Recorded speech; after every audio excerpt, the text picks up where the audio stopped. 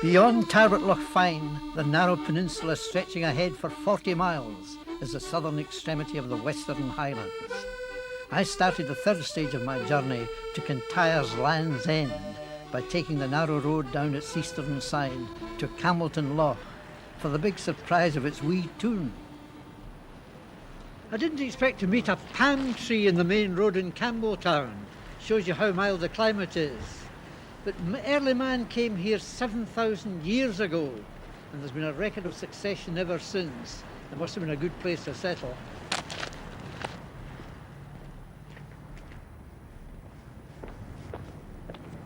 Ah, that's what I'm looking for. Kilkerran Road. St. Kieran came here in the 6th century to bring Christianity to the heathens. He came from Ireland. He was the teacher of St. Columba. And St. Columba came here and he set up a chapel to commemorate his teacher, St. Kieran. Well, I suppose you could say that modern Campbelltown really began in the year 1700 when the people were gathered together here or somewhere around, and read to them was a royal charter conferring the privileges that was to make this town grow into a great place.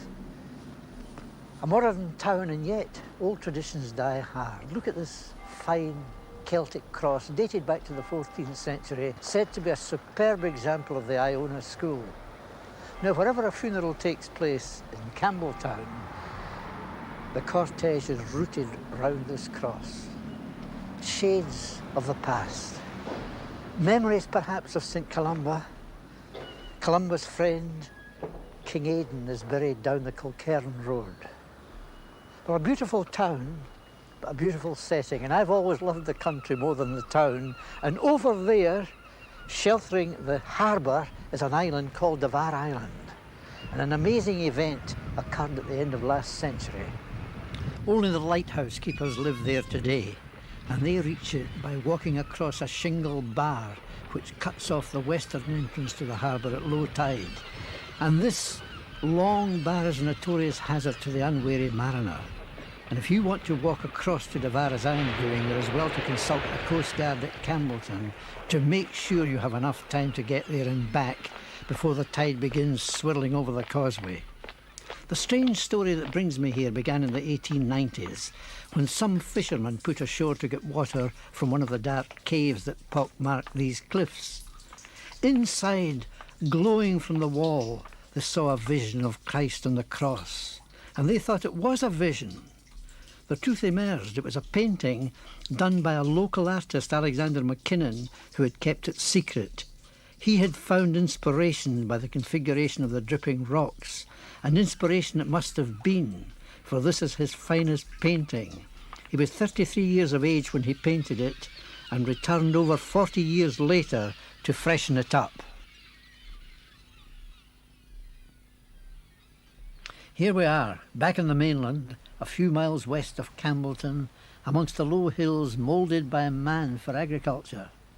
The snow seemed to bring out the pattern and add to its beauty. Wandering around, I called in on Neil MacArthur, a farmer whose family have been here for generations and likely to continue for generations to come. Neil MacArthur? How do you do, Tom? Hello. Here, that was a sudden change of weather. Was it no half, eh? Aye. You've got more snow here than down at the south end. I'd be quite green down there. It is. We've got our own wee bit of climate up here, Arctic. Day, anyway. Aye, well, I always believed that there was very little in the way of snow in Kintyre. We never get a heavy fall at lasting length of time. You know, about a week at a time and it clears away. Our biggest worry is the wet weather we got. This last season been very wet, actually. You know, it's been raining since last summer. We hadn't got any time to get the harvest in, really. Does that make it difficult for you? Oh, well, it means it feeds a wee bit short all winter for the keep, you know. Otherwise, we're not too bad. Well, you've got an awful lot of beasts around here. How many? Oh, 120 at the moment, all told. That's young and old? Young and old, Frisian cows and Frisian young stock. And these cows mainly for dairying? Oh, entirely, yes. They're all dairy cows. Where does the milk go? It's collected by tanker from here and goes to the factory in Campbelltown. It's collected every day about 11:30. Now, is it sold as milk or...? No. It's all processed into cheese and butter. Mostly cheese and Campbell. So if that creamery wasn't there, you would be a very long way from the market? Oh, we wouldn't be in dairy. We need to change it to beef because we couldn't afford to send them up to Glasgow. And is that the way of almost everybody around here? Oh, the entire South Kintyre Peninsula is all in the same boat. Milk? Milk. There's a few in beef, and that next door farm's all sheep, that one up there. And can you manage to grow enough to keep your stock going? Well, no, we have to buy in hay usually, but otherwise we're mostly self-sufficient. We grow about 300 tons of silage a year, and 20 acres of barley, and that about does us. And this turnover of stuff, then, you must have an awful lot of land. Well, the total farm area is 252 acres, so we've actually 80 acres of arable, and the remainder is rough grazing for the sheep. Well, you say then Kintyre is a very favourable country for farming? By and large, yes. I would call this but the Garden of Argyll down in here. Stretching all the way from... Tarbert to the Mull of Kintyre. The whole 40 miles? Oh, yes. Aye. With the exception of the bit that's forested now. Oh, aye. Do you approve of the forestry? Not really. Is that so? No, no. Well, there's far too much good land going to the forestry in Kintyre, anyway. The whole backbone of Kintyre is now trees from Cairn down there to Carradale, which means we've got foxes and badgers and all sorts of vermin we didn't have before. But is there still a keenness of young men to follow the farming? In my experience, yes. I'm involved with the Agricultural Training Board quite a lot, and we have no bother getting students to go on the courses. Oh, well, that sounds healthy to me. Are these beasts hungry that they're crying so much? Aye, they're like me, they went in their dinner. Right, well, I'll leave you to them. Great talking to you. All the best. Cheerio now. Thank you. You may wonder if this countryside is so remote, how it comes about. It's been subject to so many waves of occupation since prehistoric times. Well, it's only remote if you go by road, because you have to wind round lochs and over hill passes. In the days before roads, the travel was by sea, and Kintyre was right in the middle of things. The Garden of Argyll, as Neil said, lying close to Ireland. Wonder when this staircase was cut. 1,000 years ago? 1,500 years ago? Who knows? It leads to the top of an extraordinary rock.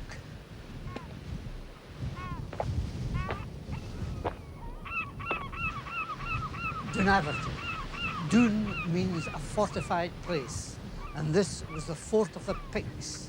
We don't know how far back, but what we do know is that a tribe of Scots who came from Antrim, just across the water, a very short distance away, conquered it and set up here in the 9th century. Could have been the 8th century because things are dim in these days. But they conquered all this great stretch of country, extending from Dunaverty 40 miles up the coast to Tarbert, Kintyre. The word Kintyre is the Gaelic for head of the land, and this particular headland is defended on 3 sides by the waves and a great cliff which girdles it. Entry is only by 1 point, for that staircase climbs up to the top of the rock. And what it's defending is a peninsula that stretches back for 40 miles, notably fertile and an ideal spot for colonisation. And of course, these Irish Scots who came into it were determined to make it part of Ireland. And they did so. They did so extremely successfully. Fergus conquered Kintyre and was the king of it in the year 503. And in time, when the next defence point was built and strengthened, this became a kind of fulcrum for blood and murder, which was strange when you consider that these Antrim Scots brought Christianity to this place. Columba landed here in the 6th century, and earlier there was a missionary in a cell roughly where Campbelltown is now. So it was the old story of the Bible and the sword going together. And one of the most deadly events that took place in the long history of this rock of Dunaverty was the killing of 300 MacDonalds by a force of over 3,000, and the battle started at Loch Awe to the north. It was a running battle, and the MacDonalds fought a marvellous fight all the way down from Loch Awe to Tarbert, through the peninsula. They took Dunaverty, And Sir Alexander MacDonald, their leader, went over to Ireland, presumably to continue the fight. Well, that happened a long time ago. But memory is very long here. And down in the village of Southend, there's a man called Angus MacVicar, who knows a very great deal about it. But this story about Dunaverty is a marvellous story, I think. As you know, in 1647, the Covenanting army under General Leslie and with the Marquis of Argyll along with them came down Kintyre and besieged a Dunaverty castle, which was garrisoned by about 300 MacDonalds under the commander, Archibald Og MacDonald of Sander, a young man who had lost his wife only about 18 months before. And in the castle was this baby, 18-month-old baby of Archibald Og's, with his nurse, Flora McCambridge. Now, the Campbells and the General Leslie and his Covenanting army, they beat the MacDonalds, and the MacDonalds ran out of water in the well on Dunaverty, and on the next day they were to come down and surrender to the mercy of the kingdom. And as the MacDonalds well knew, the mercy of the kingdom, if the army was to be advised by the Marquis of Argyll, the mercy of the kingdom would be death for them all. And Flora, she thought that night, well, I must try and save this baby. So she found a piece of Campbell tartan and she wrapped the tartan round the baby, and at dead of night she crept down from Dunaverty with the baby in her arms and across the shore there.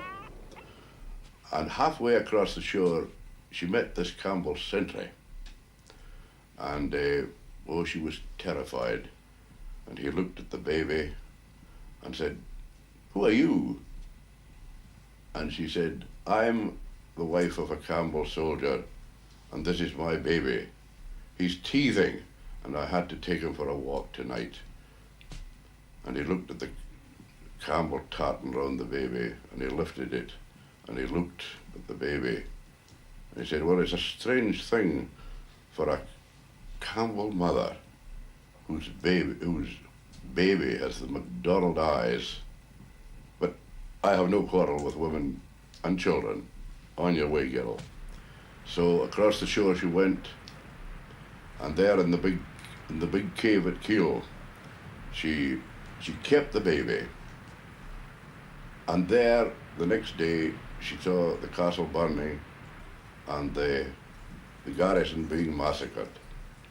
But she stayed there, and the Campbells didn't find her, and eventually she escaped with them alive. Now, this is a great story in Southend, and my father used to be minister here. When visitors came, he always had to tell this story to them. And this time, this lady from Rhodesia arrived, a Mrs. MacDonald, of Sander, she said. And he took her down, and he showed her the tomb in the graveyard there of James Ranald MacDonald, this baby who had been rescued at Dunaverty. As a sequel to the story, he told her, "You know, young James Ranald, when he grew up, he married a daughter of the Stewarts of Bute." "Oh yes," she said, "I know, and here is the ring he gave her." It's a marvellous story, isn't it, so? I was looking at the footprints down there, and one of them is said to be St. Columba's footprint. Do you believe that's so? I'm sure it is an example of the old fealty foot. So it was there at least 600 years before St. Columba came. He would put his foot in this footprint here and say, "I am now your new leader." And in this way he would found his new faith, the faith of Christianity. He would found it on the foundation of the old. It's odd how history sort of it comes down, even the old pagan superstitions and things that come right through the Christian era. There's a stone over in on Pennyserach shore, about 3 feet in height. We call it the Rat Stain here. And one day I was over looking at it when the old tenant of Pennyserach farm came along the field, and I had a chat with him, old Sandy Ronald. Oh, this is about 40, 50 years ago. And he told me that stone's a very important stone round about here, he said.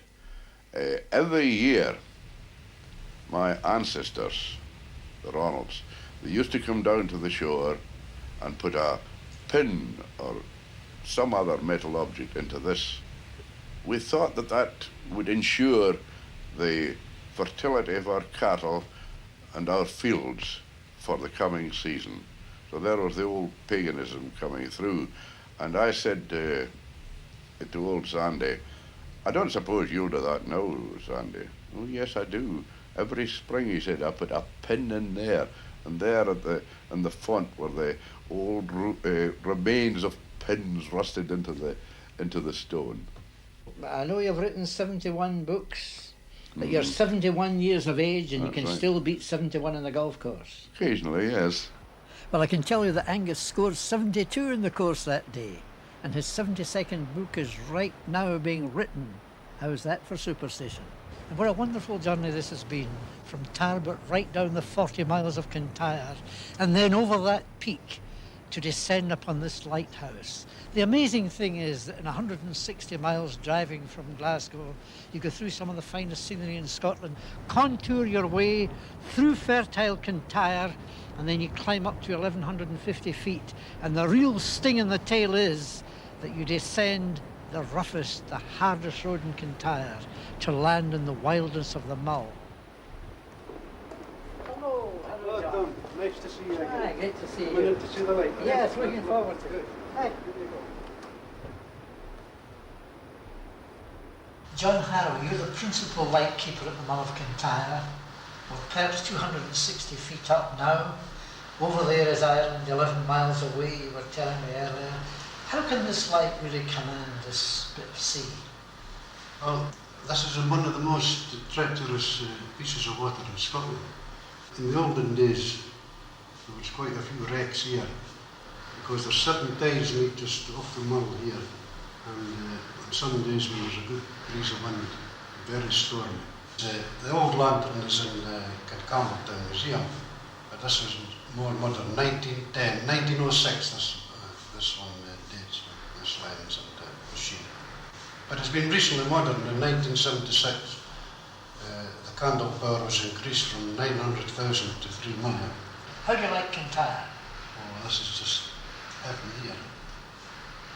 When we were at Buckiness before I came here, we'd never heard of Mull of Kintyre before. We didn't know it was on the end of the peninsula, what the road was like or anything like that. And we went up one day to say cheerio to your old doctor. He was very kind to us, and we just wanted to thank him for his kindness. He says, where are you going? I said, to Mull of Kintyre. And his actual words were, oh, you jammy people, he said, that's God's own country you're going to. And so it is. Aye, God's own country indeed. And John and his wife Stella know how to enjoy it, even if the sea can be grim and unforgiving and the cliffs an impossible barrier in winter. But further along the coast, on a winding path, are the traces of one of the saddest stories connected with lighthouse keeping.